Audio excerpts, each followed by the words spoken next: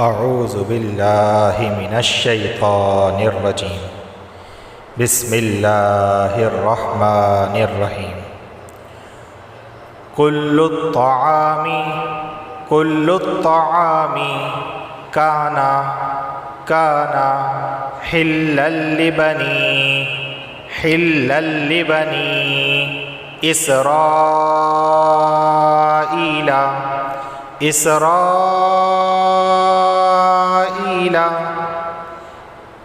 إلا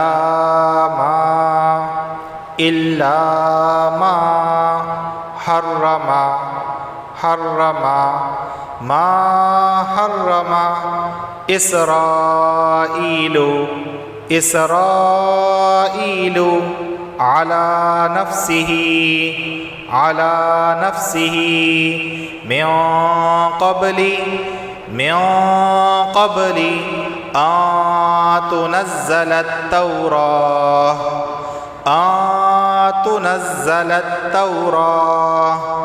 قل فأتوا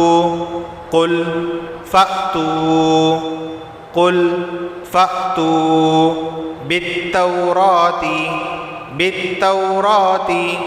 فاتلوها إن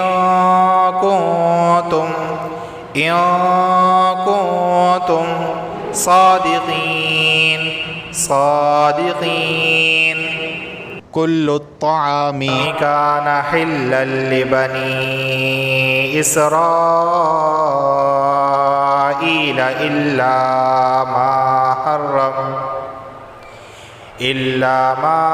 حرم إسرائيل على نفسه من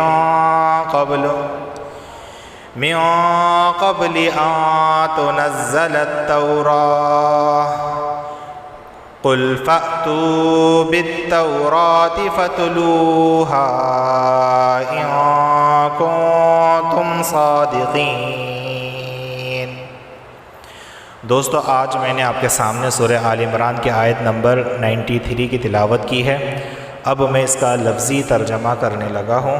کل معنی ہے تمام، الطعام معنی کھانے، کانا معنی تھے، حلن حلال، لی بنی اسرائیل بنی اسرائیل کے لیے، الا مگر، ما حرم جو حرام کر لیا، اسرائیل یعنی یعقوب نے، علی پر، نفسی ہی اپنی جان پر، یعنی اپنے آپ پر حرام کر لیا یعقوب نے، من معنی سے، قبل معنی پہلے، ان معنی کے تنزل نازل کی جائے یعنی اترے، التورات توریت، کل آپ کہہ دیں، فأتو تم لاؤ، بالتوراتی توریت، فتلوہا پھر پڑھو اس کو، ان معنی اگر، کنتم تم ہو، صادقین سچے۔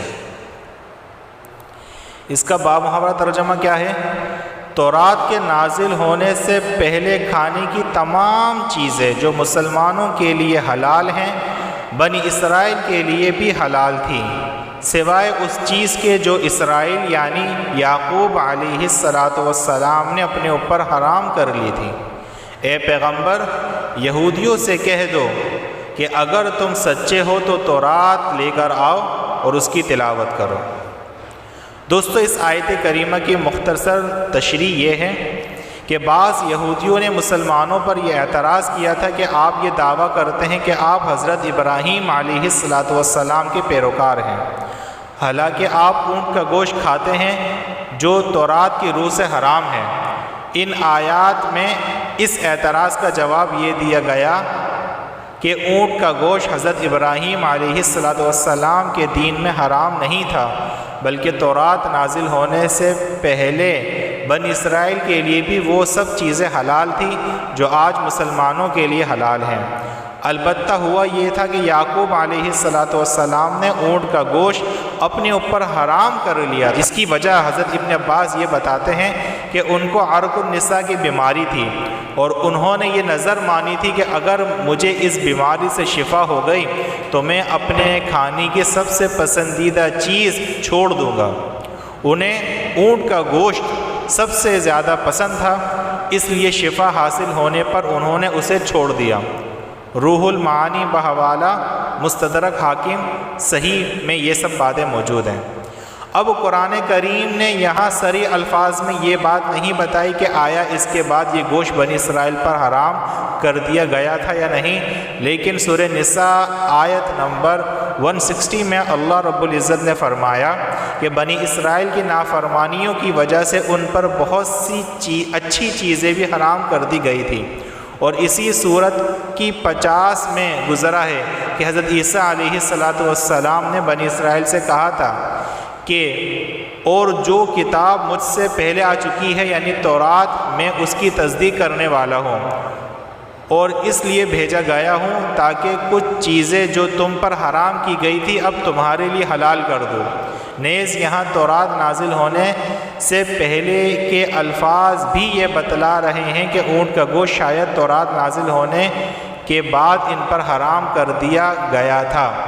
اب جو چیلنج ان کو دیا گیا کہ اگر تم سچے ہو تو تورات لے کر آؤ اور اس کی تلاوت کرو، اس کا مطلب یہ ہے کہ تورات میں یہ کہیں مذکور نہیں کہ اونٹ کا گوشت حضرت ابراہیم علیہ السلام کے وقت سے حرام چلا آتا ہے۔ اس کے برعکس یہ حکم صرف بنی اسرائیل کو دیا گیا تھا۔ چنانچہ اب بھی بائبل کی کتاب اخبار میں جو یہودی اور عیسائیوں کی نظر میں تورات کا ایک حصہ ہے، اونٹ کی حرمت بنی اسرائیل ہی کے لیے بیان ہوئی ہے۔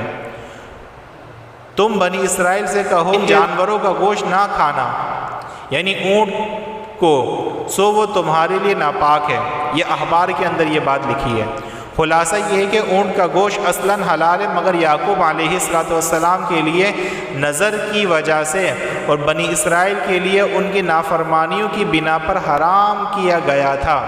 اب امت محمدیہ میں حضرت ابراہیم علیہ السلام کے زمانے کا اصل حکم لوٹ آیا ہے۔ دوستو، اس آیت کی مختصر تفسیر صرف یہی ہے کہ یہودی یہ اعتراض کرتے تھے کہ بھائی ابراہیم علیہ السلام کی شریعت میں تو اونٹ اور اس کا دودھ حرام تھا، حالانکہ مسلمان اور آپ لوگ سب اس کو کھاتے ہیں، جائز سمجھتے ہیں۔ تو اللہ کے رسول صلی اللہ علیہ وسلم نے اس وحی کے بعد ان کو یہ جواب دیا کہ اونٹ کا گوشت ہمارے لیے بھی حلال ہے اور حضرت ابراہیم علیہ السلام کے زمانے میں بھی حلال ہی تھا۔ حضرت یعقوب، جن کو اسرائیل کہا جاتا ہے، انہوں نے نظر مانی تھی کہ ان کو عرق النساء کی بیماری تھی، اور انہوں نے یہ کہا تھا کہ اگر میری یہ بیماری ٹھیک ہو گئی تو میں نظر کے طور پر اپنی سب سے محبوب چیز چھوڑ دوں گا۔ تو اصل حکم تورات، اصل حکم ابراہیم کی شریعت میں اونٹ کا گوشت اور اس کا دودھ جو تھا وہ حلال ہی تھا۔ تو بعد میں حضرت عیسیٰ علیہ السلام آئے اور انہوں نے بھی یہی کہا کہ تم نے جو چیزیں خود پر حرام کی ہوئی ہیں اس کو حلال کرنے کے لیے میں آیا ہوں۔ تو ان یہودیوں نے، ان بنی اسرائیل نے اپنے اوپر اونٹ کے گوشت کو حرام کر رکھا تھا، تو بعد میں اس کو حلال کر دیا گیا۔ تو یہ ساری باتیں جو ہیں وہ موجود ہیں، اور یہاں پر یہی بتایا گیا ہے کہ امت محمدیہ حضرت ابراہیم کی ملت پر ہی ہیں، ان کی شریعت پر ہی ہیں، اور اسی کے مطابق ہم لوگ زندگی گزار رہے ہیں۔ ان کی شریعت میں بھی اونٹ کا گوشت اور اس کا دودھ حلال تھا، اور ہماری شریعت میں بھی اونٹ کا گوشت اور دودھ حلال ہے۔ یہ تم لوگوں نے اپنے پاس سے بنا لیا ہے، ملت ابراہیمی میں یہ ساری باتیں نہیں تھیں۔ السلام علیکم ورحمۃ اللہ وبرکاتہ۔